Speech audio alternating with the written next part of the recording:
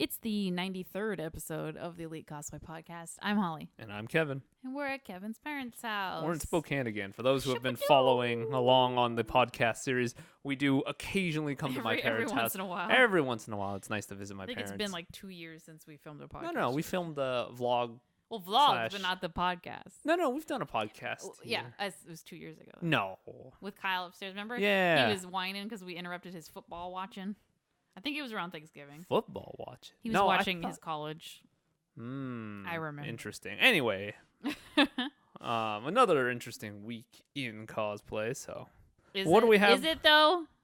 What do we have going on, Holly? We've been though? Slammed with photo shoots. So. We were after we filmed the podcast last week, which we kind of talked back. about. No, I grunt in pain and pleasure. Yes, because, it's not an anger grunt. Yeah, it's a. We were moving, and again, this is exactly like the photo shoots we had at April SakuraCon 5 years ago. 5 years ago, when we were moving into the apartment that we just moved out of, it was during SakuraCon. Yes. So we were moving apartments across the city. It was in different neighborhoods. Yep. And I just remember like 6-7 shoots that we had shoots, and then we would walk back to the old apartment, grab stuff, go to the new apartment. And I remember being really sad at the time too, because I missed our old apartment and I didn't like our new one at the time. And I remember laying in bed having to think about the shoots we had in the morning, but then also being like really homesick for our old apartment. Why do we keep doing this to ourselves? Anyways, last weekend we had shoots all weekend, which is not, usually we have like one. It's never, we get a book in or two on the weekends, Right. This was all solid. Yeah.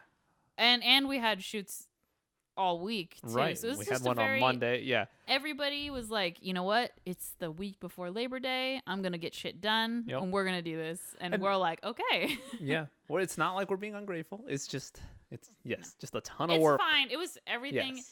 Everybody is, I think we're lucky. Everybody's so awesome. Yes. And so nice. And, we could have, people that are rude, but nobody, I don't think. Yeah, we've never encountered that. Yeah, but it's just, it makes it a lot easier when you're a little stressed out. But we are officially out of the apartment now. We've been living at the house, but we still had the keys to the apartment, and we still had stuff laying there. So for those who care, we are officially given over the keys. No more apartments back in. So we don't have to think about it. No more stress in that sense. I can just edit my photos now in peace. Yes. In a room that's not part of the kitchen. In a room, I know. I should do like a stream so people can see my new background, which is a white wall, I think now. Nice. Now you can use the green screen now effect. It's not half kitchen, half living room, because exactly. my desk was in right the background in the middle of the trash can, and a couch in the other half. Yeah. Anyways, let's get to getting. All right, what do you got? Okay, I guess I'll read some comments from the last video. I like to do it at the beginning because otherwise I will forget and then I'll regret it. And then the next week you'll be like, I'm going to remember to do this and just not do it. So last week we talked a little bit about a cosplay coffee table book, just to refresh you.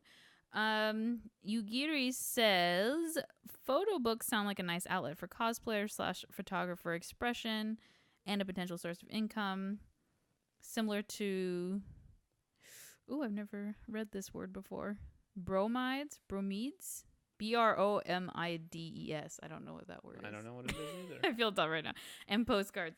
It's a nice and tangible way to collect art and a way to support the artist involved. Though, like with any photo anthology-like project involving a lot of people, I would imagine credits, publication rights, payment, etc. would be a pain to handle. Yes.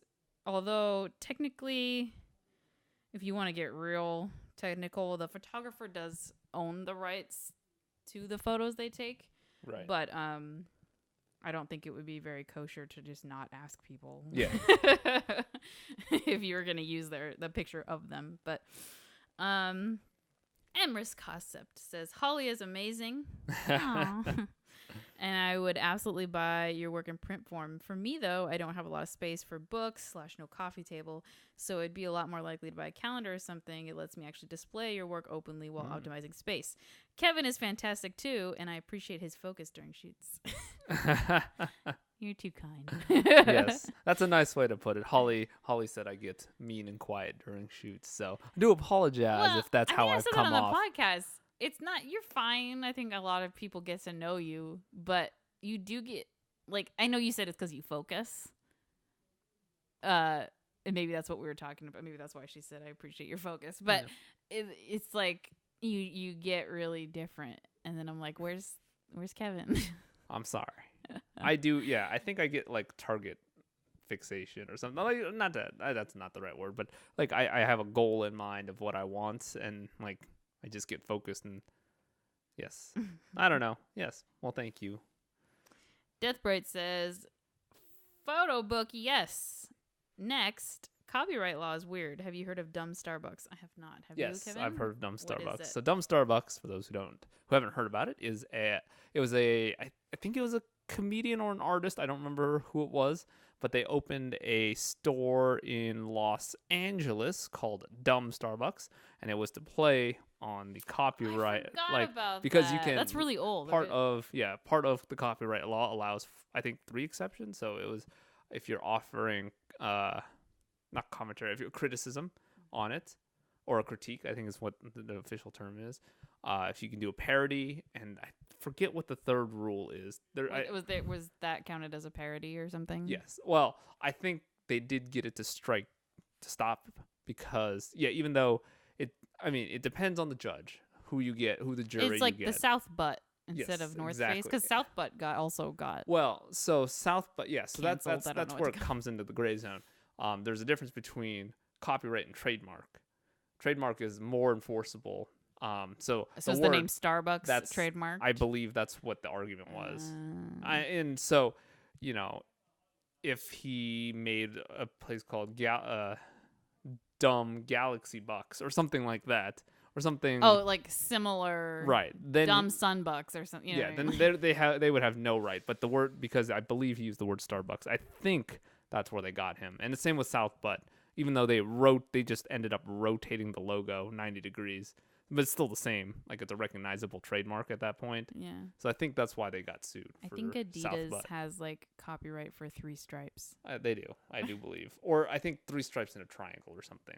Triangle shape. Or something like that. But yes, it is. There is. No, I think if you put 3 stripes on the side of pants, they can. I think that's a design element. That you guys, if you ever look at people's clothes and it's not Adidas, it's always 2 stripes and not 3. Yes. That's how you. I awkwardly notice it now. I have a shirt that has 2 stripes on it. It looks like an Adidas shirt, but it only has 2. Right. Okay.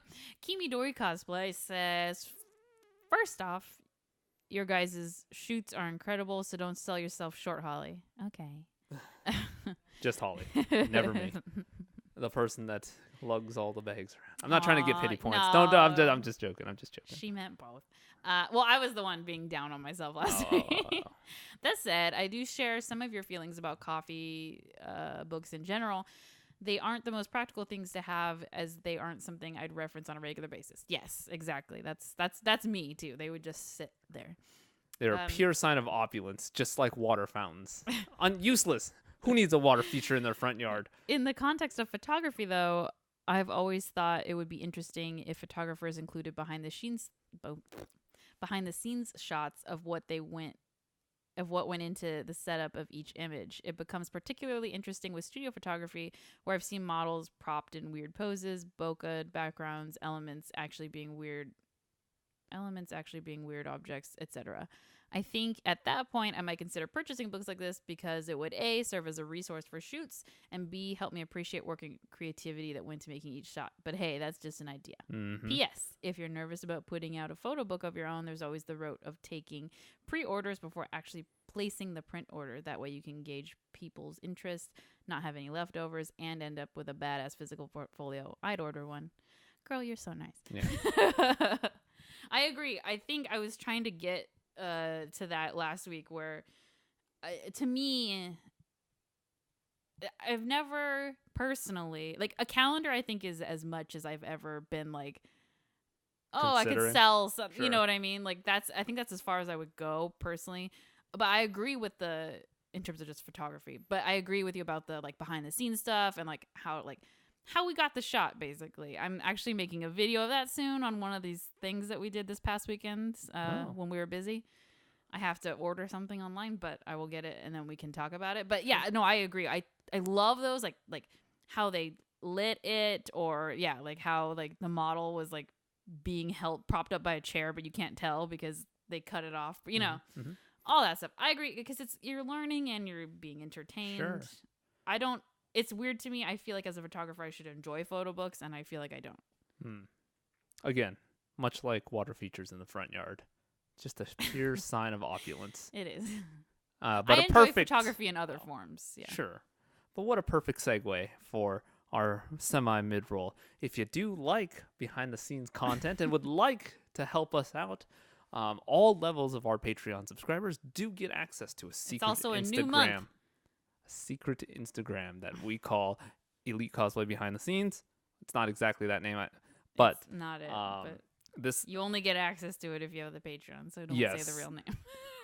And as part of this, you get to watch live streams of our more or less behind the scenes. It is Holly's Instagram account, or it is the behind the scenes account that streams the shoot for the majority of it. Instagram does only have a 1 hour cap, so it is as much as we can get into that 1 hour. I'm gonna be live streaming something we're doing. We need to get the black foam core for that, by the way. Oh, something is that the secret thing you were talking about that you didn't mention before? No. What? We're gonna be doing. I don't. But okay. No. Oh no. How we got the shot with the. Oh, the gotcha. Sorry. No, I'm going to be doing some behind the scenes hopefully soon. We just need to buy one thing. It's actually going to be in our bathroom where we're going to shoot the behind the scenes.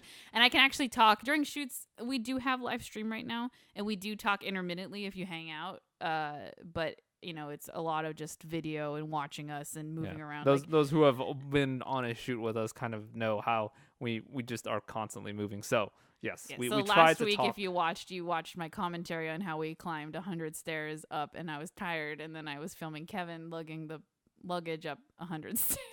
Yeah, that was a lot of fun. Really enjoyed it. Kevin is buff. Anyways, you can go to patreon.com/elitecosplay if you want to support us. It's a new month, so there's new stuff. The behind the scenes thing that we'll be doing on Instagram will also come into part of the rewards. So it's like a preview of a reward that you will get if you're part of that tier. Oh, okay. It's for everybody, honestly. We got Discord, which if you join, connect your Discord account to the Patreon account, you get anime movie nights, chats, everything. More breakdowns. We're working on more and more stuff for Patreon as the time goes on. I think our first month went well. I learned stuff. Yep. We gave the rewards out. And I think there's stuff I learned that I can do better for this month, and I'm really excited. Okay. You can also go to elitecosplay.com/shop if you'd like to purchase t-shirts or Photoshop actions. Yes. Anyways, okay, so Sac-Anime is an anime convention in Sacramento. Okay. I only am talking about this because we have brought it up about 5 times on this podcast. I will just read it really quick. It's on their Facebook. It's just simple. Hello, attendees. As our staff... Oh, I'll just skip that sentence. Hello, attendees. We want to bring up an important update to cosplay prop policy. In light of recent events, both here in Sacramento and at Phoenix Comic-Con, I will pause. At Sacramento, the thing that they're talking about is someone came up and shot a cop. And at Phoenix Comic-Con, we will not be allowing any replica firearms. Please note that if your cosplay includes a firearm that... fires a projectile, is orange safety tipped, or resembles a real world firearm, it will not be allowed. If you have any questions, you can go to ConOps. Wow. So from what I gathered, if you have a gun and it's neon pink, it's fine because. No, to me. It says it fires a projectile, is orange safety tipped, or resembles a real world firearm. So if it's like a bubbly gun, it's my Diva gun would be okay. But you could also buy a pink Glock like that. Okay, well, what I meant was like a cutie, like magical girl gun or something. You know what I mean? Okay. It looks like a bubble blower. An unrealistic. That's what I'm picturing. Like my Diva gun. My Diva gun doesn't look like a real gun. It looks like a futuristic laser gun. Sure. But I mean, it's very painted gold and it's very subjective. That statement is subjective. It is. I could interpret it. It seems I'm interested. The resembles a real world firearm is where it gets ambiguous. Because resembles, that's a broad term right there. Yeah. I think some people in the comments were like, just don't bring a gun weapon, I guess. But we have brought this up a couple times. How is the event at Phoenix Comic-Con going to change cons? Yeah, I mean, it's the definition of terrorism and how it succeeded. That's what happened here. In addition to the Sacramento thing. Yes, in addition to yeah, that's... It has instilled terrorism and has blocked our freedoms to enjoy the convention. No, that's literally what terrorism is about. Our freedoms is like...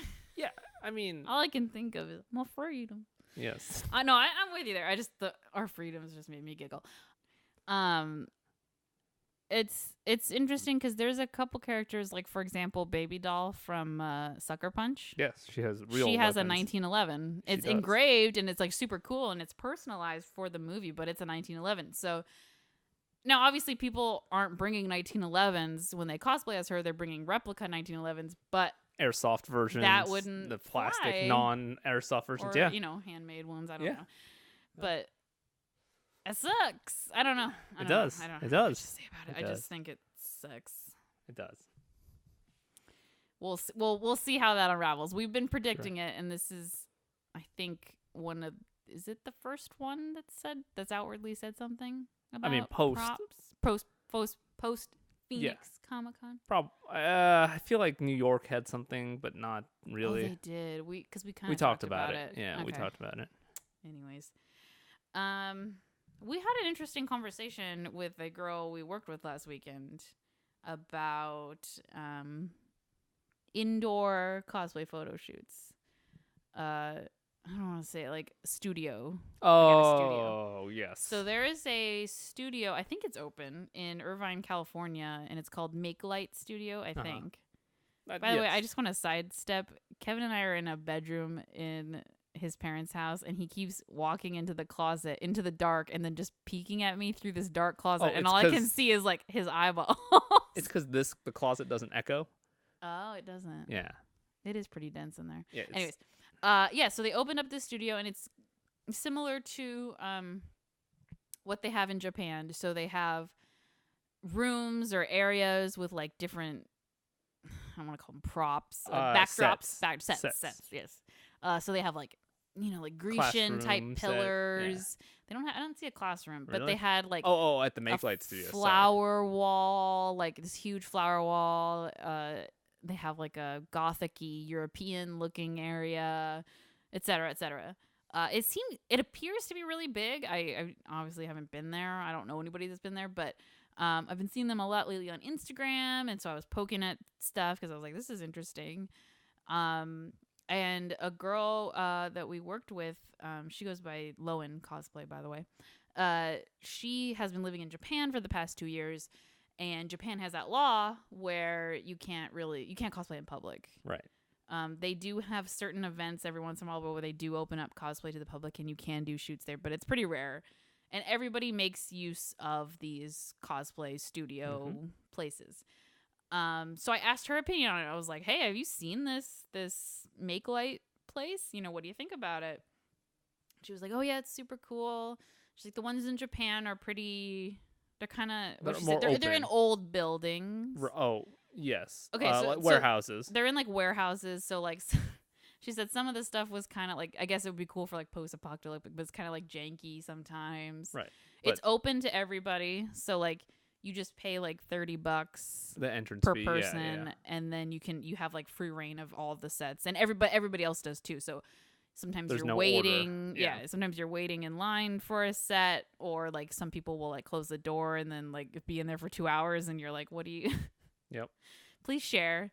But it's relatively cheap. $30 for you, $30 for your photographer if you don't hire the in-house one, and then you can do a shoot for as long as you want, until they close, yeah. So there's no like limit, and you can just be there. From what I gather from the Make Light one, there's like different areas you can reserve. To me, from what I got, this is obviously just me poking. It appeared that you would have that area to yourself. Right. From what it made it sound like. I'm not 100% sure on that. Because of that, it's much more expensive to do so. I think it was about $200 an hour. I'm questioning if it was $200 an hour or $200 for 2 hours. But it was that. They also have an in-house photographer that you could hire. I think that would make the total cost $600.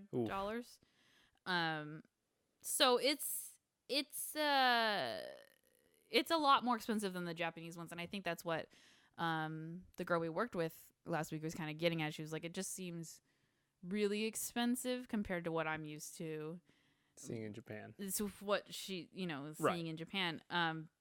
But I mean, at the same time, it's like, they have expenses, right? Like rent, right, paying staffing. their people. I mean, if you even think about it, like a plain just white backdrop studio rental is anywhere from $100 to $200 an hour. So if they include a set with it, then it's not too bad. I mean, I can see where the price is going, but yeah, I mean, that's just expensive, and it might also be like I had the pricing wrong.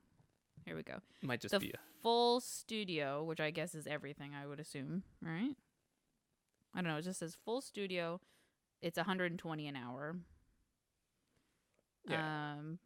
And then they have like different rooms that have like the garden room. So if you only want just like the one room instead of like having free range, like the garden room for 1 hour is $45 an hour. Oh, okay, that's not too bad. And then the ballroom room is $45 an hour. Okay, that's not too bad.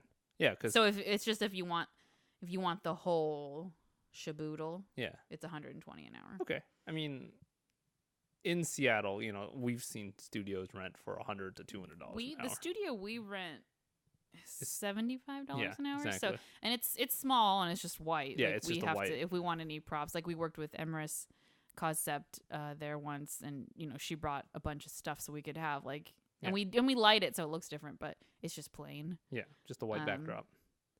I don't know. I'd like to hear if any of you live in I think it's near LA. I think. But LA is such a big area, so you'd have to look into this. But yeah, if you're ever interested, we'd love your feedback on it. Yes, if anybody, or if you know anybody, I've been trying to poke around, but I've just seen people like their page and not use it so far, just from what I've seen. But I'm really interested in the experience and how you think it'll work out, and yeah, I don't know. I'm curious. I guess if you bring your own photographer, they don't charge you more. I would assume so. I would assume that this rate is just I wonder just for the room. Is there equipment there too? I think you can rent the equipment if they have equipment. I saw a photo with equipment next to it, but I scrolled past it because I was trying to get to their pricing. Sure. It does. Oh, we offer a variety of continuous lights, studio strobes, and video LEDs for your lighting needs. I don't think they charge you. They probably will when somebody breaks something. Sure, but I mean, if that's the case, $100, 120 hours for all the spaces plus equipment, that's a really good deal. Yeah, I would say. Yeah, that's not bad. That's not per hour. So I mean, typically, if you just do an hour shoot, well, we do two. Yeah, because we're slow. But if you're doing multiple sets and stuff like that, yeah, you'd probably want more than an hour. Sure. I mean, it's cheaper than the ice skating rink we had to rent. Yes, but an ice skating rink is an entire ice skating rink. This is a photo studio. Yes, if you know anybody, or if you're planning, or you've been there, I'm really interested. Or if you'd like to shoot with us there, that's something that we can do. Yeah, someone invite us. We'll come down. Yes, I'm interested to hear the feedback because I think I've heard rumblings of a Seattle one. Someone told me they thought they heard about one, but I haven't seen any result from that. Well, that's because that's our idea. No, somebody said it. I can't remember who. I talked to too many into people. The microphone right now. Maybe. But yes, I'm interested. I want to experience it. We'll see how it goes. I'm watching them. It's cool. Anyways, that's all I had for today. Oh. I didn't have much. But I thought the juxtaposition kind of between the Japanese one, because I always thought the Japanese one was like super fancy. Right. I think the people do a good job when they take photos at them because you don't really see like the full details maybe or something. Right. Or they light it really well. Or there might be, I don't know. She said that she's gone to a couple, I think, and they were all kind of whatever. I mean, they're not bad, but they're not like fancy as I think I thought they were. But it makes sense. If they're so cheap, they're not going to be inside a new building that's, costs they're not going to have a lot of stuff. Yeah. Anyways. I have something. Uh-oh. There's a League of Legends cosplay video. I have not watched this yet. I just stumbled across this. Why are you bringing it up? Because I'm curious about it. It is 3 minute. Okay. What are you doing? I don't know. I shouldn't have teased it, but it's called a cosplay video. It's pretty intense. Oh, a lot of green screen and now looks I like got a link to this. A lot of effort that was put into it. Very interesting. It's a very an audio podcast. You're talking about a video. It's something fan page. It's not in English, so I can't read it. Okay. But it says this. League of Legends series video. I am very happy to hope you can like this. Heart if you can like. Let's like and share. Thank you. You know what? The person that posted that probably didn't even make that video. I don't think she did. But it's very interesting. I'm annoyed with you. Oh, it's now definitely in Chinese. Kevin. All right. Moving on. It's pretty crazy. Anyway. It does look cool. It has special effects. But now I gotta find this freaking video. I will send you the video. Did you just Google the word cosplay and that was the first thing that came up right now? No. I didn't. I've been saving this all week to surprise you. And you didn't watch it. Am I supposed to watch? Do you know how much effort it takes for me to get around to watch this crap here? Look, I'm sending you the video link now. Oh. It is in your chat, so you do not. Oh, that's not you. All right. That's my other Anyways, girlfriend. you guys, thank you for joining us for the 93rd episode of the Elite Cosplay Podcast. Thank you for all your kind comments, by the way, too. Yes. It really makes me feel all mushy inside. Yes. We'll be back next week for the 94th episode. If you want to support us in a myriad of ways, you can either go to patreon.com/elite cosplay or elitecosplay.com/shop. And if you ever have any topics or things you'd like us to discuss, feel free to leave a comment in the video, tweet at us, or email us at info@elitecosplay.com. Yes. We will see you next week for the 94th episode of the Elite Cosplay Podcast. And this is Kevin and his radio voice. And we won't be talking about a random cosplay video that he just pulled up from Googling the word cosplay. Why? All Fine. right. Goodbye. Bye.